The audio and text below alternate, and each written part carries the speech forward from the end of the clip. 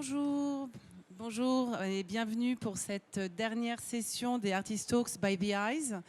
C'est une session en français. Nous aurons pour l'occasion, normalement on a 3 artistes par session, cette fois on en a 4 parce qu'on est un peu gourmand et qu'on voulait terminer sur de belles notes. Donc pour cette dernière session, mais ma première invitée, c'est Émilie Allard. Émilie, vous êtes française, mais vous habitez en Espagne depuis maintenant plus d'une dizaine d'années. Vous avez choisi de vous exiler. Oui, ça fait presque 20 ans que je vis en Espagne. Plus qu'une Mais il y a dizaine. une parenthèse parisienne qui a permis de créer ça en fait. Vous allez nous expliquer ça.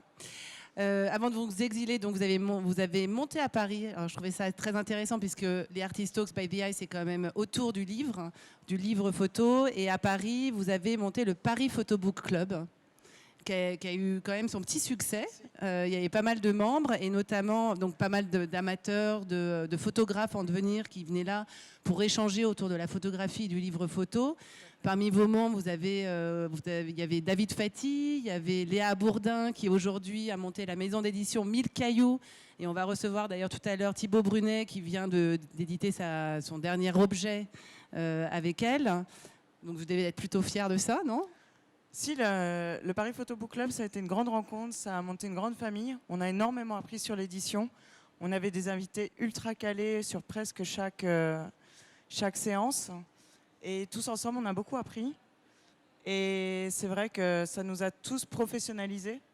Et aujourd'hui, on voit les livres des uns et des autres. Et c'est... Ok, c'était bien. Pas mal, hein, ouais. Ça a aussi donné suite au Photo Book Fest, qui a été aussi le festival qu'on a monté autour de l'édition indépendante pendant plusieurs années, à chaque fois pendant Paris Photo. Voilà. Et maintenant, vous avez monté votre propre maison d'édition qui s'appelle Maria Inc. Et en Espagne, vous avez commencé aussi la photographie en tant qu'artiste, en autodidacte. Donc vous publiez vous-même et en même temps vous soutenez des jeunes auteurs et notamment surtout des femmes photographes. Oui, donc on a créé Maria Inc. Au moment du Photo Book Fest, il y avait le concours de la meilleure maquette. On avait un jury aussi, c'est David Fati qui l'a remporté. Donc on a créé Maria Inc., publié Anecdotal, le premier livre de David Fati à cette occasion. Ensuite, il y a eu des évolutions au sein de la maison d'édition, d'autres envies. Des envies, c'est ce qui est assez génial aussi quand on est des toutes petites structures comme ça, c'est qu'on peut faire vraiment ce qui nous ressemble. Et moi, j'ai désiré de soutenir exclusivement maintenant des photographes femmes ou trans. Voilà, on a besoin de beaucoup plus de visibilité pour toutes ces personnes qui ont moins accès à la diffusion. On en parlait hier lors d'une conférence à la plateforme au sujet des femmes photographes, absolument. Les corps incorruptibles, on va en parler, c'est votre dernière publication en tant qu'éditrice et artiste. Et comme vous l'expliquez dans votre texte à la fin du livre, vous refusez les normes, les standards de beauté qu'on nous impose pour un but purement commercial. Alors, c'est un manifeste, un manifeste féministe, antiraciste, sur ces corps incorruptibles qui célèbrent la diversité. Émilie, on l'aura compris, vous êtes militante, féministe. Ouais. Est-ce que vous pouvez nous dire comment cet engagement s'inscrit dans votre démarche artistique, tant en tant qu'artiste qu'en tant qu'éditrice, en fait? Mais ce qui est assez chouette, en fait, dans tout ça, c'est que tout est entremêlé. C'est-à-dire que ça a commencé, les corps incorruptibles, depuis un côté féministe des injonctions de beauté, des standards de beauté. Mais à chaque rencontre, il y a une personne derrière, il y a une histoire derrière, et il y a surtout des prises de conscience de nos privilèges. Je suis une femme blanche, je fais une taille 40, c'est tout à fait honnête. Je suis valide, je suis de classe moyenne. Donc au fur et à mesure, ce féminisme en fait se teinte et devient complètement, donc pour moi, je me définis comme féministe antiraciste ou intersectionnelle. Donc là rentrent toutes les questions queer. Donc queer, je ne sais pas si vous êtes familier avec le terme, c'est tout ce qui ne s'inscrit pas dans l'hétérosexualité ou l'identité de genre telle qu'on l'a reçue à la naissance, c'est-à-dire qu'un homme s'identifie comme homme ou une femme comme femme. Donc on sort de ça quand on est dans cette marge. Donc là, il y a beaucoup de corps, non ? Et donc des prises de conscience.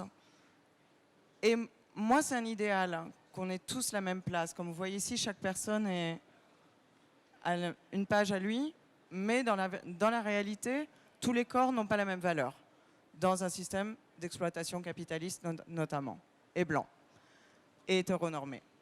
Donc de là aussi, tous les textes du livre, moi je parle que depuis une position de personne qui reçoit la parole. En aucun cas je vais me substituer à, par exemple, une personne racisée, une personne noire. Donc sont rentrés tous les textes justement d'activistes afroféministes, d'activisme pour le handicap. Et on a touché donc à beaucoup de sujets. Mais tout ça, c'est lié, c'est une vraie croissance. J'ai travaillé 7 ans sur ce livre. C'est très long, mais en même temps, ça a permis un vrai développement personnel et des vraies prises de conscience. Pourquoi 7 ans? Parce que j'ai passé beaucoup de temps à travailler sur le Photobook Club et le Photobook Fest. Et à soutenir d'autres artistes. Mais c'est vrai que quand on soutient d'autres artistes, c'est du temps en moins pour la création. Et je suis retournée vivre en Espagne il y a 3 ans et ça m'a vraiment permis là d'accélérer très très fort sur le projet. Et après, donc voilà, il y a tout cet activisme, finalement, on le retrouve partout. On le retrouve aussi voilà, dans la maison d'édition, avec la dernière artiste publiée avant, c'était Romy Alizé, qui est une excellente photographe, mais aussi TDS, travailleuse du sexe. Donc là aussi, on s'inscrit dans des démarches très, très, très activistes. Et avec des travaux que, personnellement, je trouve formidables. Alors on voit, d'ailleurs, j'ai commencé par le texte en fait, on voit qu'il y a là, des... c'est Romy d'ailleurs, que j'ai connue comme modèle. Ouais.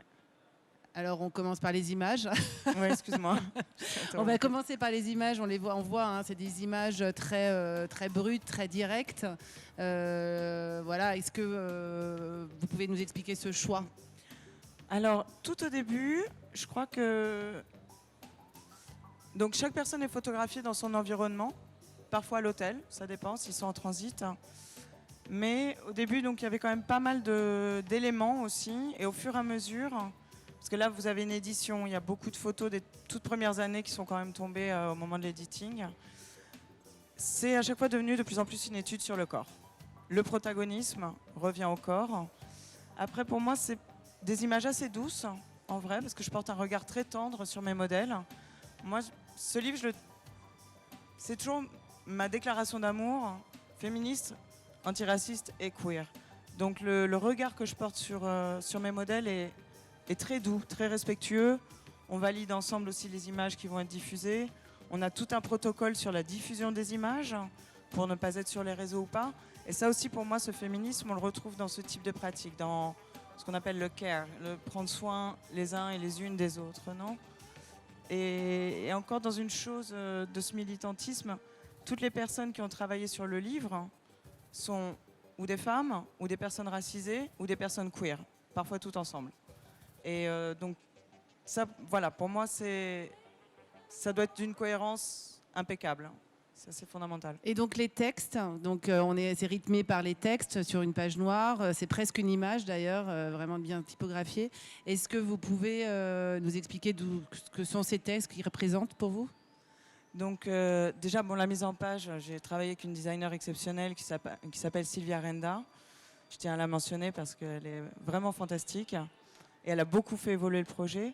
Donc ces textes, au fur et à mesure donc, de ces avancées, de ces prises de conscience, j'ai beaucoup lu, énormément. Et des textes qui sont d'une inspiration extraordinaire. Donc là, en fait, ils viennent substituer la parole de mes modèles, avec cette fois des discours d'activistes, de philosophes, d'écrivaines. Un seul de mes modèles, qu'on retrouvera plus tard, qui est celui en chaise roulante, est aussi activiste et auteur de l'un des textes. Et donc, chacun de ces textes vient développer tous ces thèmes transversaux du livre, les histoires, les problématiques de chacun et chacune.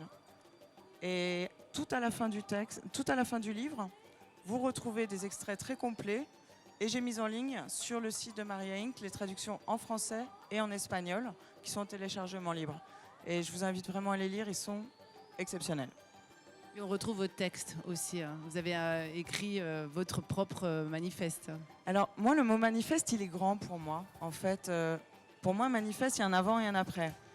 Je trouvais ça extraordinaire qu'il y ait un avant et un après ce livre. Maintenant, restons simples, mais c'est en tout cas mon statement, ça c'est sûr. Manifeste, c'est un petit peu grand comme mot pour moi. Et je crois que c'est plus collectif le manifeste. En tout cas, c'est votre ligne de conduite aujourd'hui. 100%, oui. Et justement, vos prochains projets, maintenant que vous avez clôturé ce gros chapitre de 7 ans? Alors déjà, vendre le livre. Je voudrais vraiment pouvoir l'exposer un maximum aussi. Et maintenant aussi, je suis en recherche de photographes racisés. À savoir, je vais me tourner beaucoup plus du côté Amérique latine, Afrique et afrodescendants. Mais là, vous parlez en tant En tant qu'éditrice. En tant que photographe, là, je vais prendre une petite pause. Je ne sais pas encore vers quoi je vais me tourner, on va voir. 7 ans de gestation, c'est très très long. Donc, je suis une photographe. Savourez. Ouais. Vous savourez déjà la fin de ce livre avec une exposition. Voilà, vous cherchez des lieux. Oui, absolument. Bon, j'espère qu'il y aura des institutions dans la salle qui pourront peut-être être intéressées parce que c'est vraiment un sujet intéressant qui vous tient évidemment à cœur, qui vous anime totalement. Mais surtout, beaucoup de personnes se retrouvent. C'est un projet que j'ai pas fait que pour le monde des photographes. Pour moi, c'est important que le livre photo soit ouvert à d'autres publics. Et celui-là, à chaque fois qu'il passe dans plusieurs mains, de personnes de tous les âges, toutes les catégories sociales, tout type de corps, il y a toujours des réactions. Il y a toujours quelqu'un qui à un moment se reconnaît. C'est vraiment un projet qui touche vraiment l'humanité. On a tous un corps, c'est aussi simple que ça.